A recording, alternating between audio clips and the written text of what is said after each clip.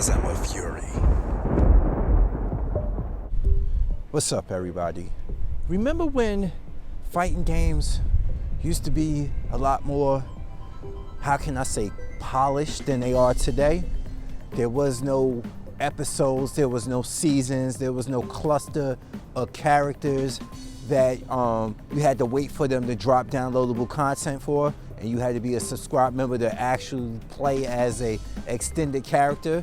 Yes, Tekken 7, I'm talking to you mainly, but I'm talking about fighting games in general as well. And I remember those days. Remember Tekken 3 had time release characters? Remember you beat the game to unlock characters on the PlayStation 1 version? Like things of that nature, and people are like, well, you sound like a boomer. Yeah. My thing is, you can call me that all you want, but the fact that you are totally okay with paying for characters when you never had to pay for them before astounds me. And a lot of people don't understand. This is why people complain. People like me complain about this. Not because we cheap, it's because we didn't have to do this before. Now, if the game has gone up to $60 right? $60 a pop. You telling me I gotta add more money to this to get something that used to be a full experience? If you don't want me to think this way, you shouldn't have never had it that way from the beginning, where you had a full experience that was either earned by you beating the game or it was time released. Now I have to pay for it. And I'm old enough to have played in how many generations of gaming? Quite a few. And I'm talking about years, but as for console generations, I played in a lot of them. So don't tell me anything differently. You totally okay with plunking that money down when you fail to understand that we shouldn't have to. We never used to have to. And don't tell me, oh, well, production costs went up. My ass.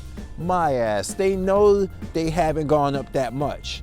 It's a fighting game, for fuck's sake. It is not a epic open box game. It's not no Red Dead Revolver where you gotta do all this voice acting, you gotta do all this landscaping, making all this vast open world, filling it up with content that's hidden and out right there. No, it's not that type of party. It's actually just a fucking fighting game. You know, I know it takes time to tweak and polish the engine, but come on now. Back in the day, we didn't have to worry about, oh, we gotta tweak this one, we gotta tweak the juggles in it, there's too much juggle going on in it. No, they just putting it out and telling you downloadable content is coming for this with more characters. And I'm like, the fuck? Are you serious? These characters been done already. And it's the old school tactic. You already know they've done because they're already on the desk. And people could be like, oh, well, that's the patch they sent for it. No. The patch is to make sure it unlocks that ability for you to buy the character. Them characters been there. Like, for example, look at Mortal Kombat 11. We know Fujin is coming out soon. They found Fujin's voice on the goddamn disc. So Fujin will probably be out sometime in the near future this year for that. It's stuff like this that kills me with it. It kind of took the piss out of it for me. Well, it took the excitement out of fighting games for me. I used to be so excited about gaming, and the older I got and the more it became more business orientated and more corrupt, is the moment I've been out of a lot of things. Out of a lot of them. It already took me out of first person shooters, especially Call of Duty, because you're paying for maps. And like, why should I have to pay for new maps?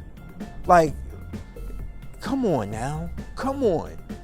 And if Activision ever thinks of going back to that, paying for the season pass, which I know they are probably plotting on right now, that's it, I'm done.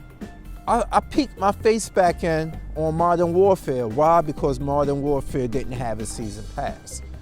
But you telling me now to play Tekken 7, I gotta have a season pass to get Negan and some shit like that? Or remember what happened with the whole Street Fighter situation where you had to do this Injustice, same thing. I'm not on board with that. That right there took the excitement of fighting games away from me because you're not getting the full roster experience. So you're just stuck playing the same game that you know is incomplete, but you paid a complete price for. And for one, I'm not cool with that at all. But I digress. So as usual, because I'm a Fury, I'm here, and now I'm out. Peace.